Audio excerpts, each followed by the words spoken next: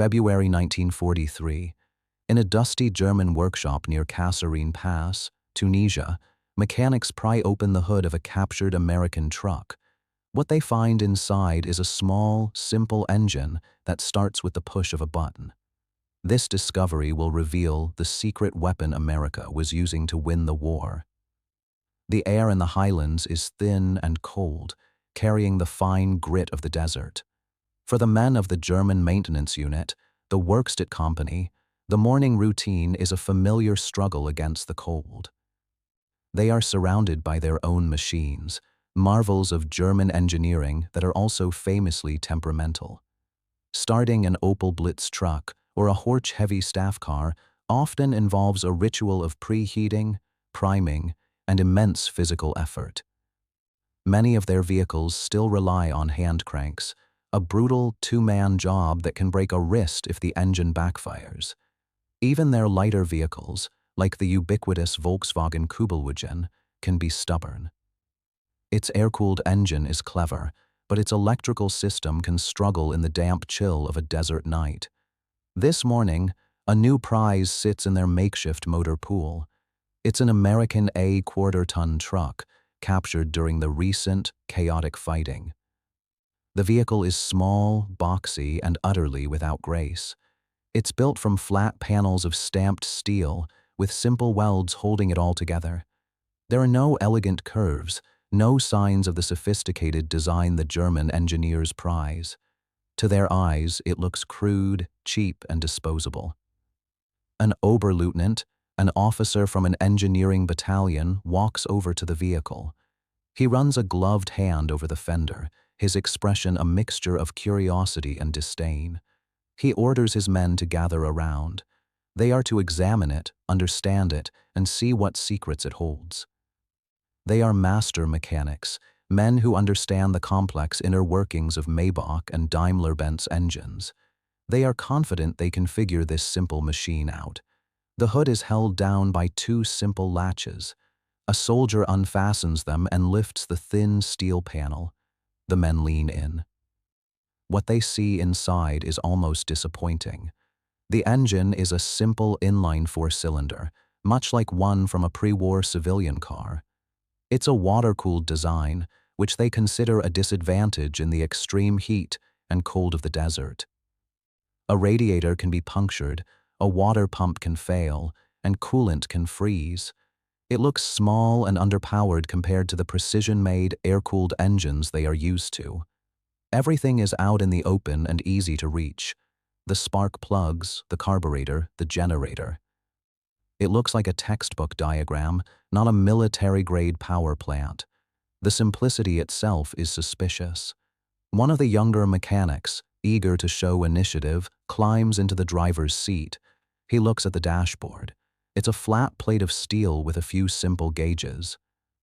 There's no key, no complex starting sequence. He searches for the starter button on the dash, where it would be on most of their vehicles. He finds nothing. The officer points to the floor. Next to the accelerator pedal, there is a small, round button poking through the metal. The mechanic looks down, puzzled. He reaches down with his hand. The officer shakes his head and points to the mechanic's boot. He is meant to press it with his foot. This is another strange design. A foot-activated starter seems clumsy, almost primitive. It frees the driver's hands, but why would that be necessary? The soldier shrugs. He pushes in the clutch with his left foot and presses the button with his right.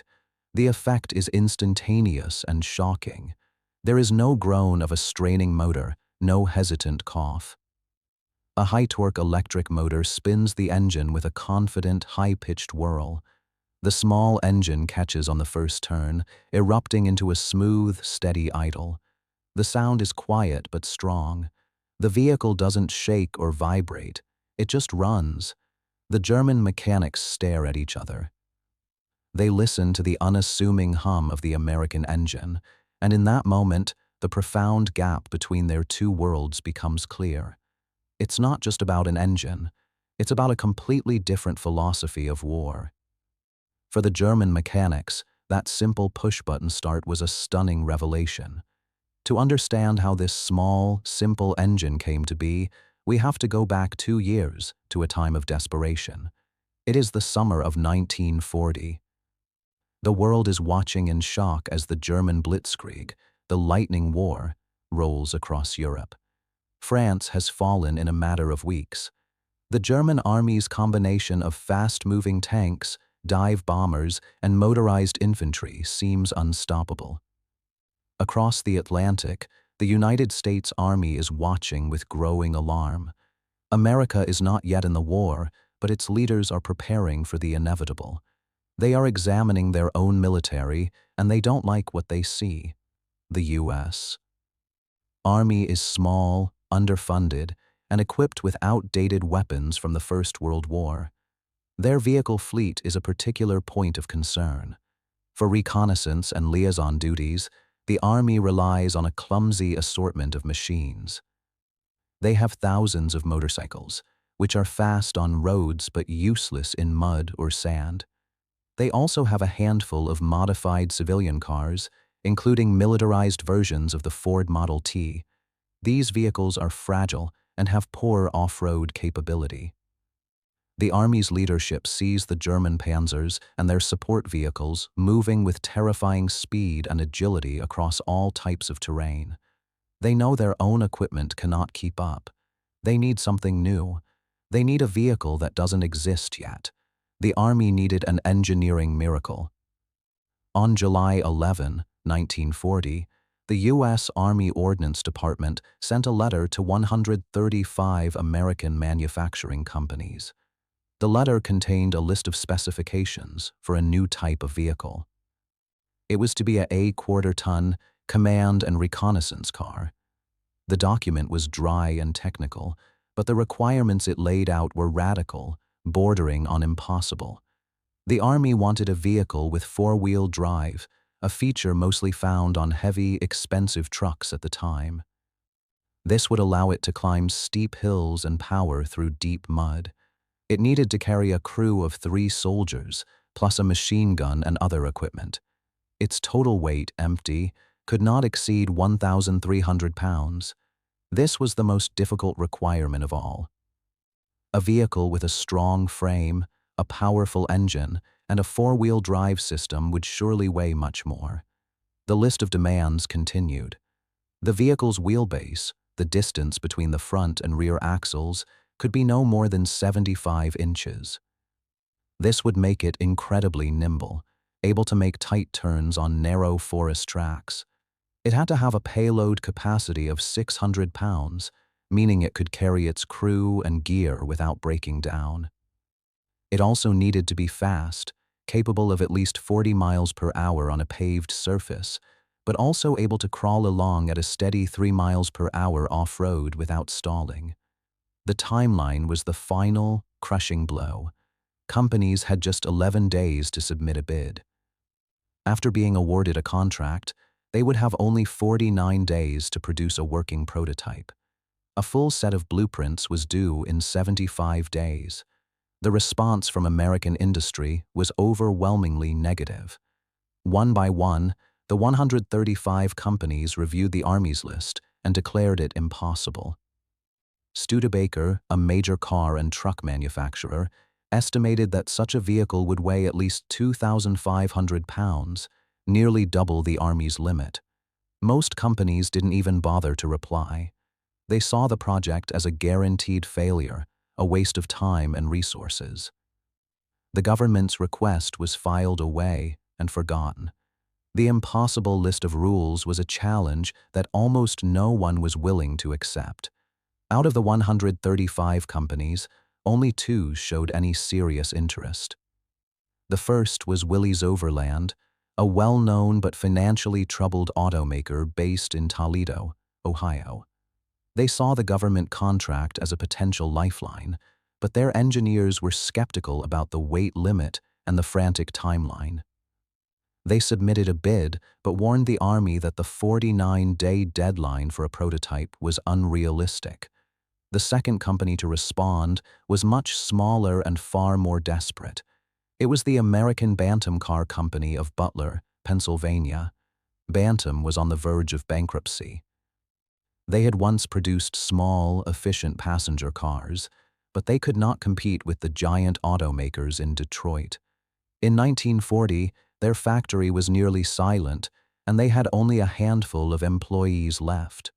For Bantam, the Army's impossible request was not a problem. It was their only hope. They had nothing to lose.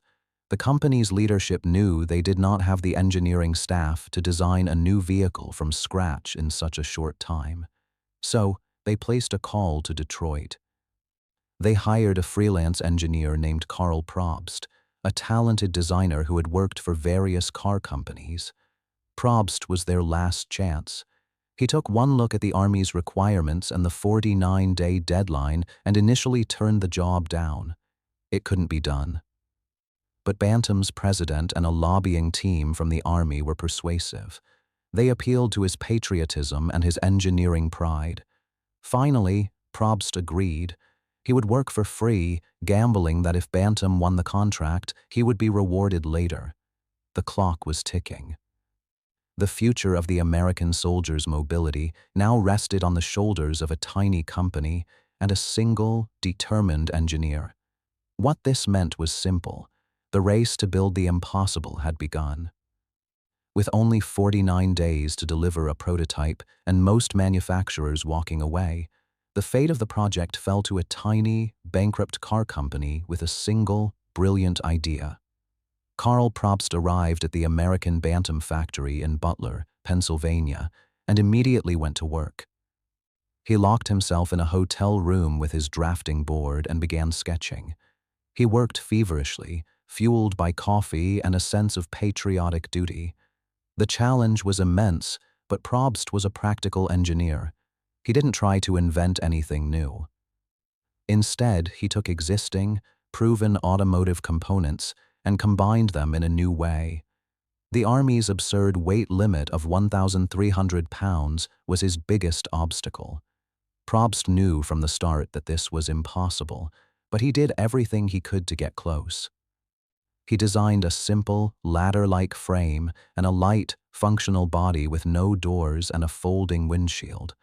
Every piece was designed to be as light and strong as possible. In just 2 days, Probst had completed the initial blueprints for the vehicle. It was an incredible feat of engineering focus. Now, the small team at Bantam had to turn those drawings into a real, working machine. They scrambled to find the parts they needed. They didn't have time to design and build their own engine, axles, or transmission. They had to buy them from other companies. The engine was a small 45-horsepower four-cylinder made by a company called Continental. The axles were sourced from the Studebaker Champion, a civilian passenger car. The transmission and transfer case, which sent power to all 4 wheels, came from a company called Spicer. The Bantam factory floor, which had been quiet for months, came alive with the sound of work. A small team of dedicated mechanics and craftsmen worked day and night, hand-building the very first prototype. They called it the Bantam Reconnaissance Car, or BRC.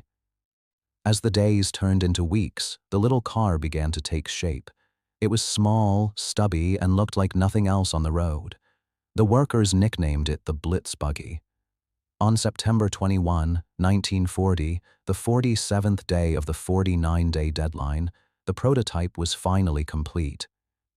Without any time for testing, they loaded it onto a truck and began the 350-mile drive to the Army's testing ground at Camp Holabird, near Baltimore, Maryland.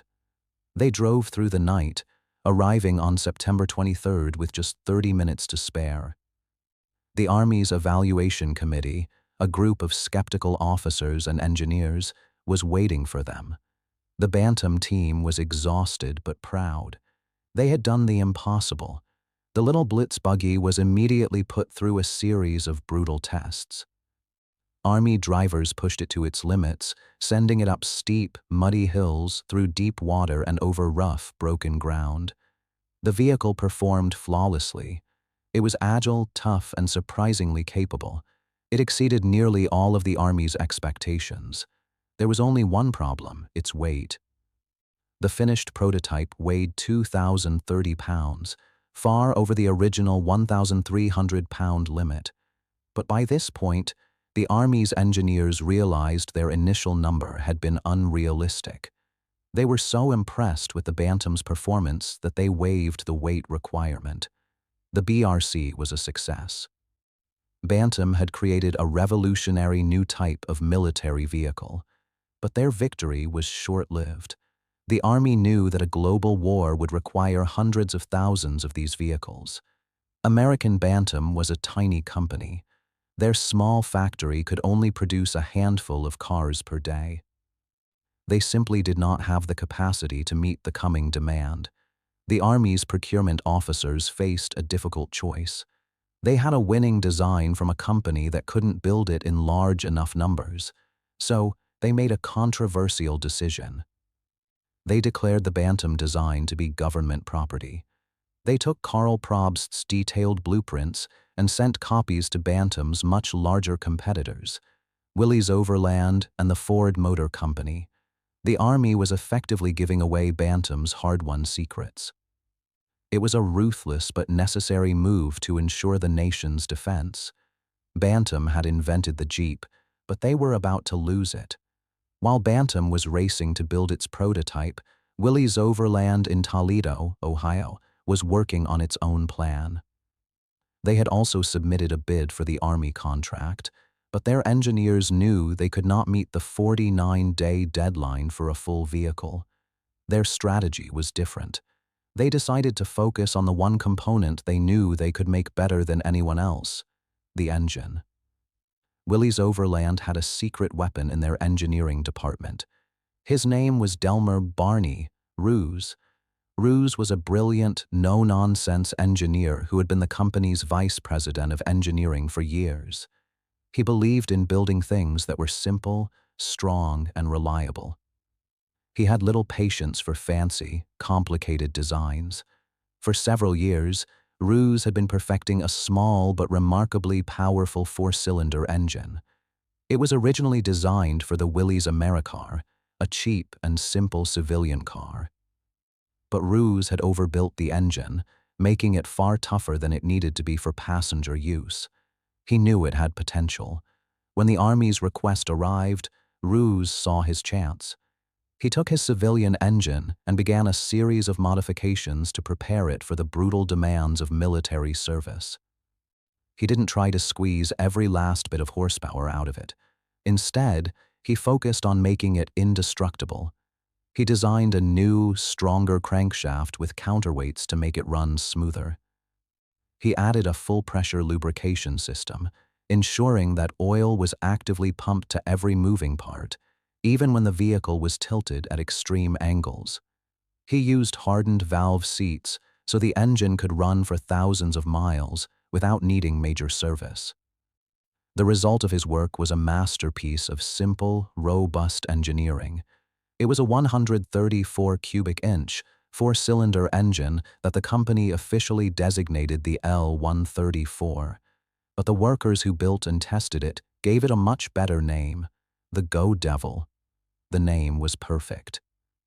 The engine was small, but it was incredibly tenacious.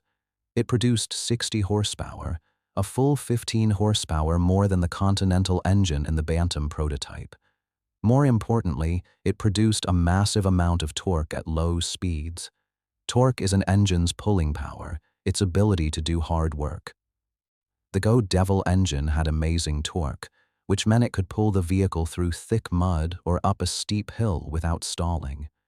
In November 1940, weeks after Bantam had delivered their prototype, Willys Overland finally presented their own vehicle to the Army. It was called the Willys Quad. Like the Bantam, it was overweight, but the Army officers barely noticed. They were focused on what was under the hood. When the driver started the Go Devil engine, the difference was obvious. The Willys engine had a deep, powerful, and confident sound. During testing, the Willys Quad, powered by the Go Devil, dramatically outperformed the Bantam BRC. It was faster, it could climb steeper grades, and it could tow heavier loads. The Army was stunned. Bantam had given them the vehicle's shape, but Willys Overland had given it its heart. The Go Devil engine changed everything. With the Go Devil engine, Willys had just built the heart of a legend.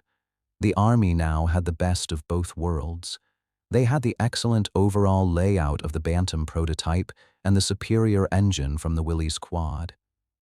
The next step was to combine them into a single, standardized vehicle. The Army awarded Willys Overland the main production contract.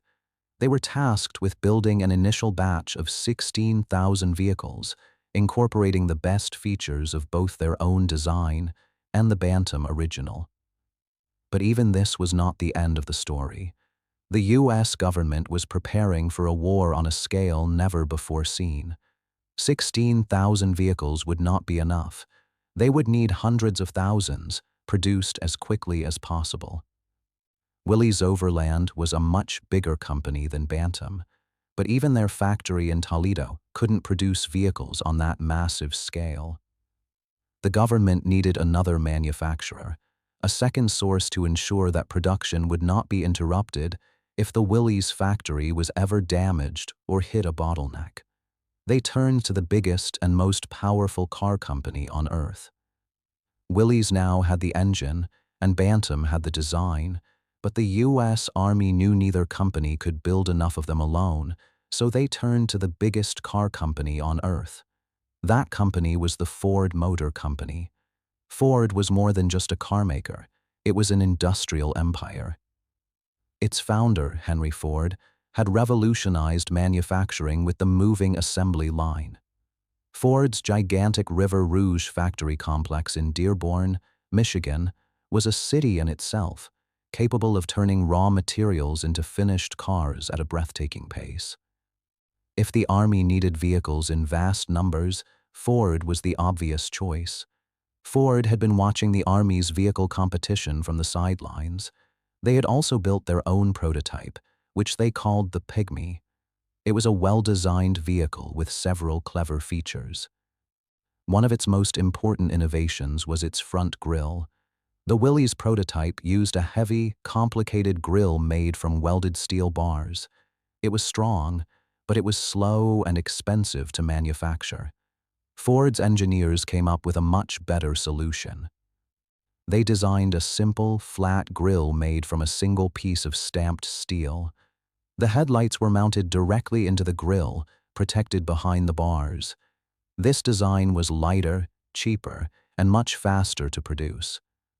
It was a small detail, but in a war that would be won by mass production, small details mattered. The Army recognized the genius of the Ford design. In the final, standardized vehicle, they would insist that Willys Overland adopt the Ford-style stamped grille. This simple piece of steel would become the iconic face of the vehicle, recognized all over the world. At first, there was resistance. Willys Overland had won the main contract and did not want to share production with its powerful rival.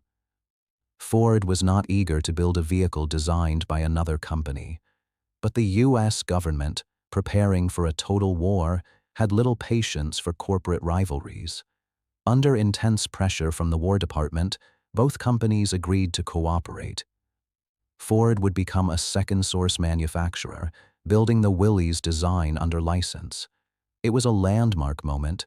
The government had forced two competing American companies to work together for the war effort. This was the arsenal of democracy in action. The final, standardized vehicle was designated the Willys MB. Ford's identical, licensed version was called the Ford GPW. The G stood for a government contract vehicle, the P designated its 80-inch wheelbase, and the W acknowledged it was a Willys design. From this GP designation, many believe the vehicle got its famous nickname, as soldiers began slurring the letters together into the word Jeep. Now, the true industrial miracle began. The Army's Ordnance Department insisted on 100% parts interchangeability. This meant that every single part on a Ford-built GPW had to be absolutely identical to the same part on a Willys-built MB. A fender from a Ford factory in Michigan had to fit perfectly on a vehicle assembled in a Willys plant in Ohio. A transmission built by Ford had to bolt directly into a Willys chassis. This level of standardization was revolutionary. It created a massive logistical advantage that the Axis powers simply could not match. A soldier in the field didn't need to know or care who built his vehicle. If his Jeep was damaged, he could take a part from any other wrecked Jeep, and he knew it would fit. This simplified maintenance, streamlined the supply chain, and kept more vehicles running at the front. Ford's engineers, masters of mass production, took the Willys design and refined it for high-speed assembly. They found ways to make parts faster and with less waste. To show their pride in their work, and to help with quality control, they stamped a small script, F, onto every single part they manufactured, from the engine block down to the smallest bolts. The production lines at Willys and Ford began to run day and night. The trickle of hand-built prototypes turned into a flood of mass-produced machines. Workers across America, many of them women who had never worked in a factory before, took their places on the assembly lines. They were building a weapon, a tool that would help win the war. The Jeep was no longer just a vehicle. It was a system of perfectly interchangeable parts, ready to flood the battlefields of the world. What this meant was simple. America had turned an engineering concept into an industrial weapon.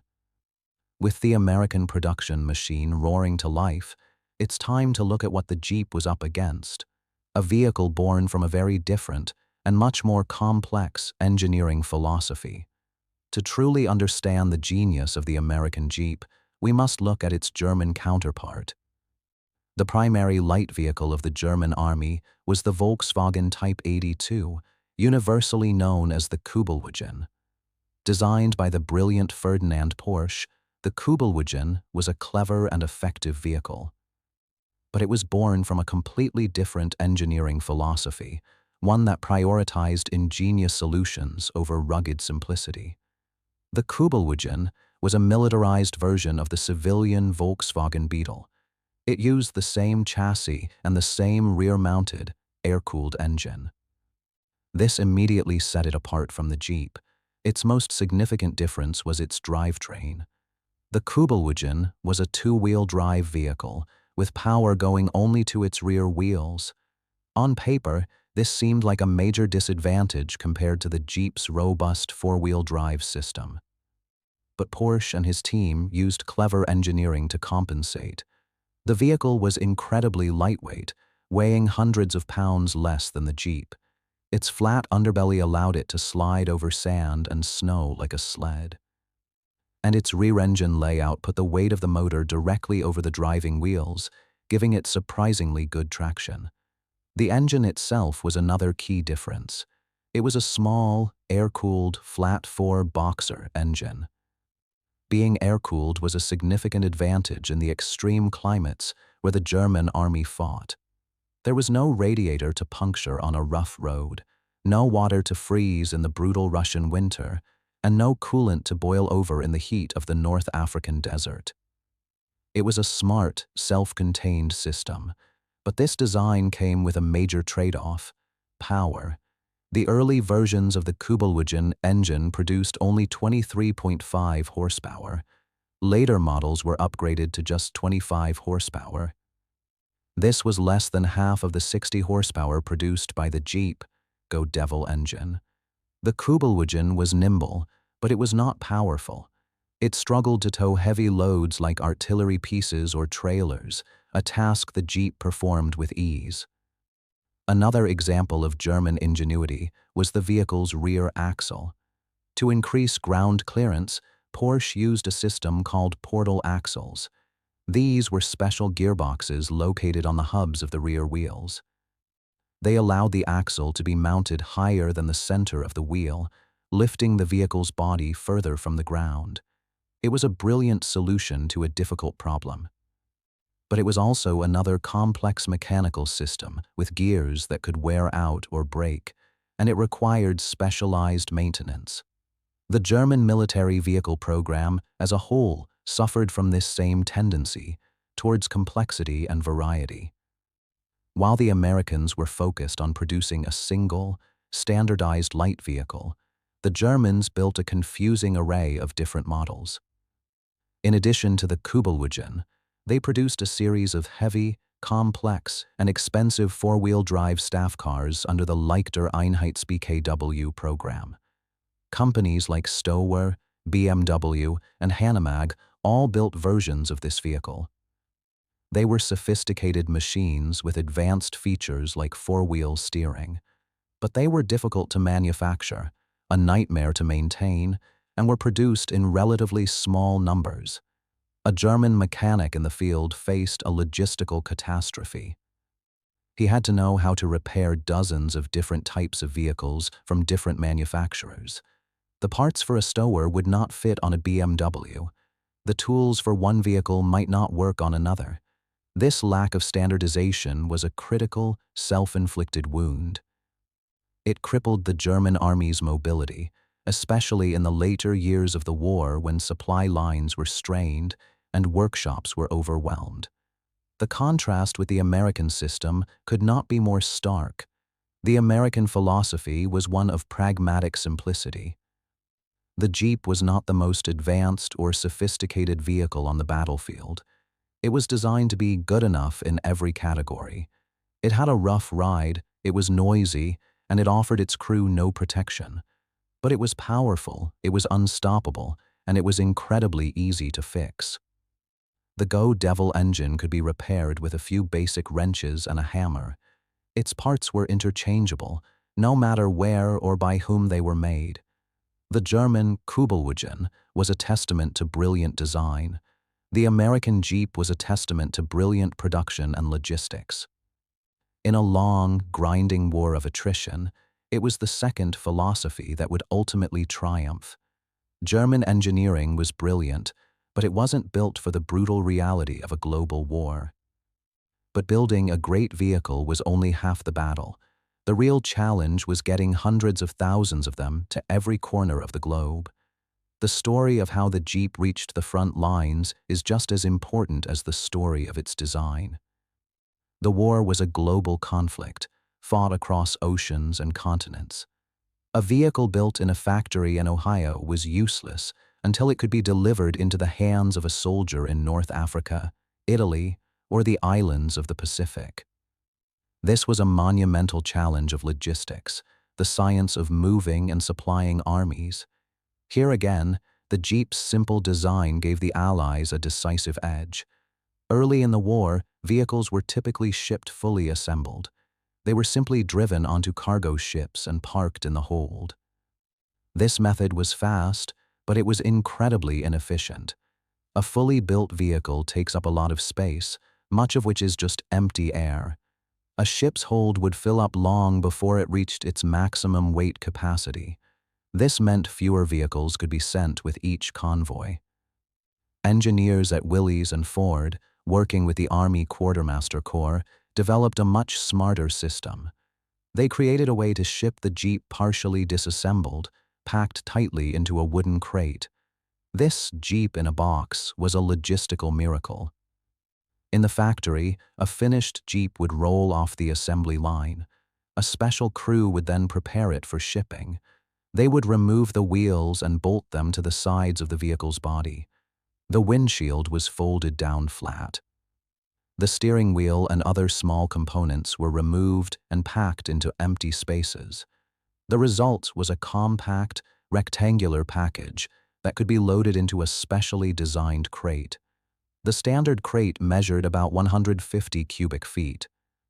It was strong enough to be stacked several units high in the hold of a ship. This system dramatically increased the number of Jeeps that could be transported on a single vessel. It also protected the vehicles from damage and the corrosive salt air during the long ocean voyage. When the ships arrived at their destination, whether it was a bustling port in England or a hastily built dock on a Pacific island, the crates were unloaded. The Army had established special assembly depots near the front lines. At these depots, teams of GIs, many of them with little mechanical experience, were trained to assemble the crated jeeps. The process was remarkably fast. A trained crew could uncrate a jeep, bolt on the wheels, attach the steering wheel, fill it with fuel and oil, and have it ready to drive in as little as 4 hours. This meant that brand new vehicles could be delivered factory fresh to the troops who needed them most.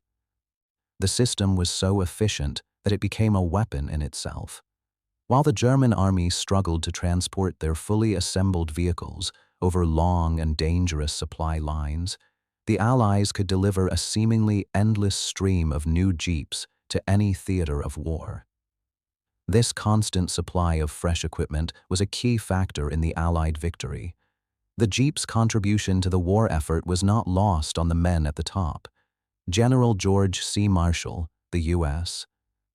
Army Chief of Staff and the architect of the Allied victory, would later call the jeep one of America's 4 most important non-combat weapons of the war. The war correspondent Ernie Pyle, who lived and traveled with the frontline soldiers, wrote that the jeep could do everything. He described seeing it used as a command car, a machine gun nest, a frontline ambulance, and even a makeshift altar for church services. The little vehicle's versatility, made possible by its simple design and the logistical system that delivered it, had made it an indispensable part of the Allied war machine. Before a jeep could win a battle, it first had to win the war of logistics. Once uncrated and assembled, the jeep's true genius revealed itself not on the production line, but in the hands of the soldiers who had to keep it running under fire. We now return to the perspective of the soldiers on the ground. For them, the debates about production numbers and logistics were abstract. What mattered was whether their vehicle would start on a cold morning, whether it would get them through the mud, and whether they could fix it when it broke. On all 3 counts, the Jeep, powered by its Go Devil engine, was an unqualified success. Its ease of maintenance was perhaps its greatest virtue. This was a direct result of Delmer Barney Roux's design philosophy. He had deliberately chosen an older, simpler engine layout called an L-head design. In an L-head engine, the valves that let fuel in and exhaust out are located in the engine block, right next to the cylinders. This was considered old-fashioned, even in the 1940s.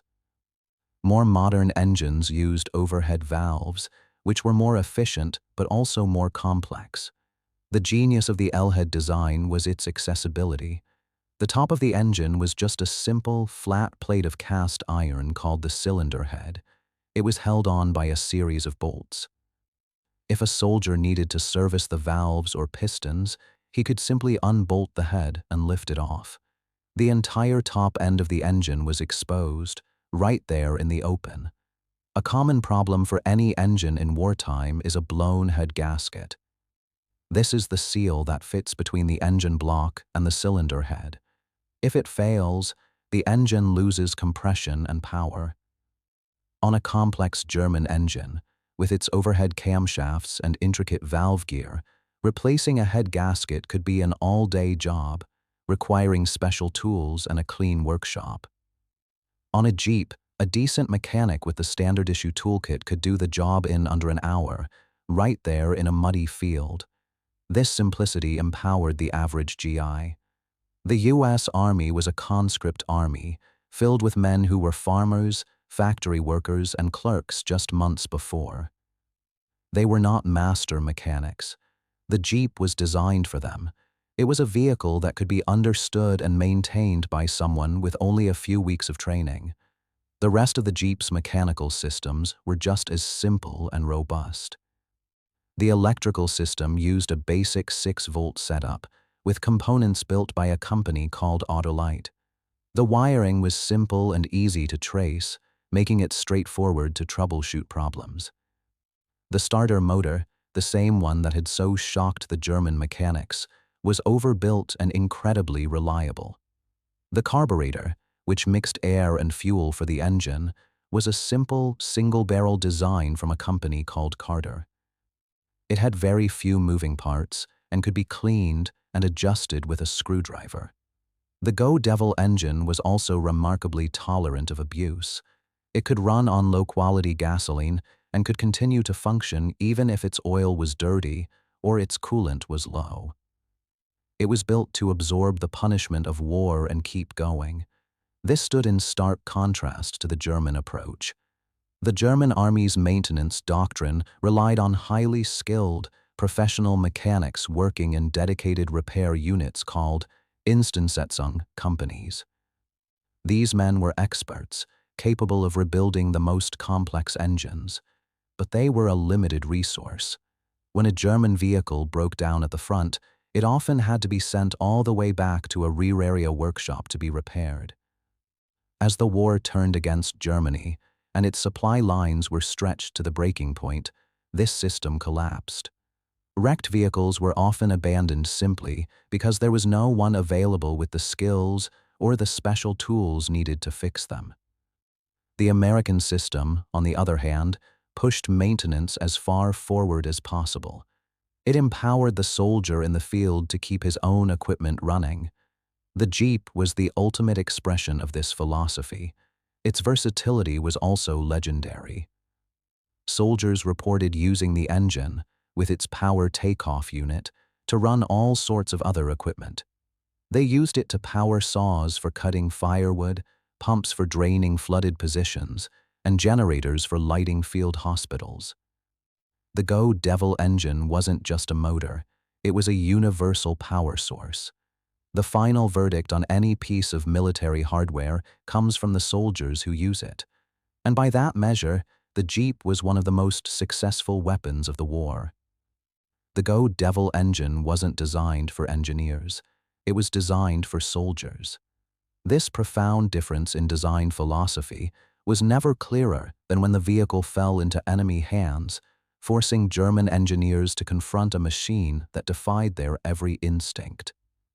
We return now to the German perspective. The initial shock experienced by the mechanics in Tunisia was repeated on every front where the Jeep appeared. As more of the American vehicles were captured, German technical intelligence teams began to conduct formal evaluations. Their reports are a fascinating window into the clash of two engineering cultures. The German engineers were impressed by certain aspects of the Jeep's performance. They praised its excellent power-to-weight ratio, a measurement of how much power an engine has for the vehicle's weight. Thanks to the strong Go Devil engine and the vehicle's light frame, the Jeep felt fast and nimble. They also noted its superb cross-country ability. The robust four-wheel drive system allowed the Jeep to go places their own Kübelwagens simply could not. But the German reports were also filled with criticism. From their point of view, the American vehicle was crude and unrefined. They noted its primitive suspension system, which used simple leaf springs. This was a very old design that provided a bouncy, uncomfortable ride. They were unimpressed by the simple stamped steel body, which they felt lacked the strength and finish of their own vehicles. They saw the Jeep not as a tool of war, but as a poorly made car. This was their fundamental misunderstanding. They were judging the Jeep against their own standards of perfectionist engineering. They failed to grasp that every crude feature they criticized was a deliberate choice. The leaf spring suspension was bouncy, but it was also nearly unbreakable and could be repaired with basic tools. The stamped steel body was simple, but it could be mass-produced at an incredible rate. The entire vehicle was a testament to the idea of good enough. It was designed to do its job reliably, under the worst possible conditions, and in massive numbers. While the engineers in Berlin wrote critical reports, the German soldiers at the front came to a very different conclusion. They saw the Jeep's capabilities firsthand, and they were deeply impressed. Captured Jeeps, which the Germans called Beautifahrzeuge, or booty vehicles, became highly prized possessions. German soldiers would paint them in their own camouflage, add German markings, and press them into service. The demand for them was so great, especially among officers, that a captured Jeep became a status symbol. Even Field Marshal Erwin Rommel, the famous Desert Fox, was known to use a captured American Jeep to dash across the battlefields of North Africa. The ultimate compliment for any weapon is when the enemy eagerly uses it against you. By that standard, the Jeep was a massive success. The German army could capture the Jeep, but they couldn't copy the philosophy that built it. When the war finally ended in 1945, millions of American GIs returned home. They brought with them memories of the places they had been and the things they had seen. They also brought home a deep affection for the rugged, dependable little vehicle that had carried them through the war. Willys Overland, the company that had built the majority of the wartime Jeeps, knew they had an iconic product on their hands. They quickly pivoted from military to civilian production. The first civilian Jeep, known as the CJ2A, rolled off the assembly line in 1945. It was marketed not as a passenger car, but as a versatile tool for farmers, ranchers, and construction workers. Advertisements called it the all-American farm hand. The CJ2A was nearly identical to its military brother.